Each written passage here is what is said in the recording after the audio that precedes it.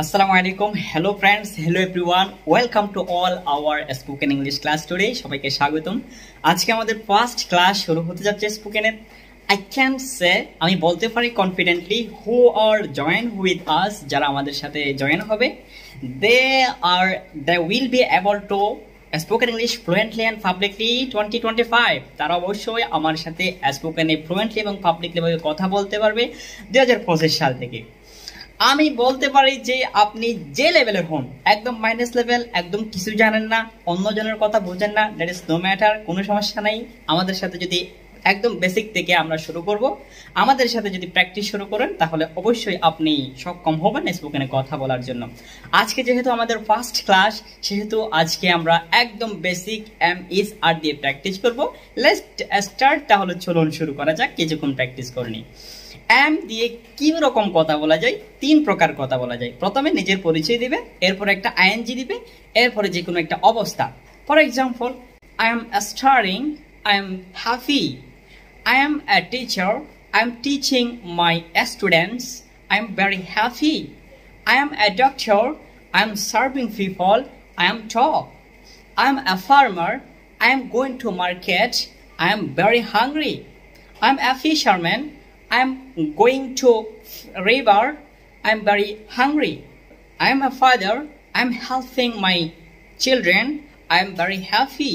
I am a football player, I am playing football in the field. I am very hungry. I am a banker. I am going to bank. I am very tired. I am a doctor. I am serving people. I am very tall. আমি খুব লম্বা। I am very beautiful. আমি খুব সুন্দর। I am writing poem. I am reading. I am helping. I am a doctor. এরপর আসুন is দিয়ে।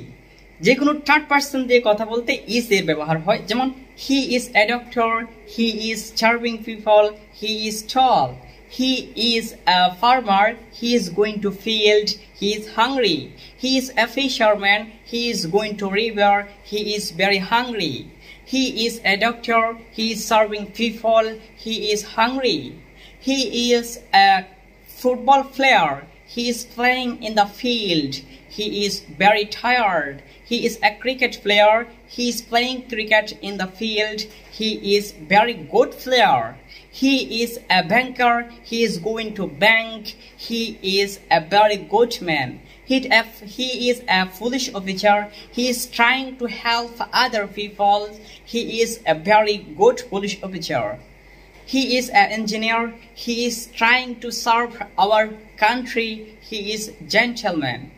এরপরে যখন আর দিয়ে কথা বলতে হয়, ধরুন যে যদি প্লুরাল নিয়ে কথা বলে তাহলে আর হবে। যেমন we are students, we are studying, we are reading, we are happy today, we are teacher, we are helping our students, we are fishermen, we are going to river, we are catching fish, we are very hungry, we are English teacher, we are teaching other spoken learners, we are very good, we are very good in English, we are farmer, we are going to market, we are farmer, we are going to field, we are very hungry today, we are spoken learners, we are practicing spoken regularly, we are very confident.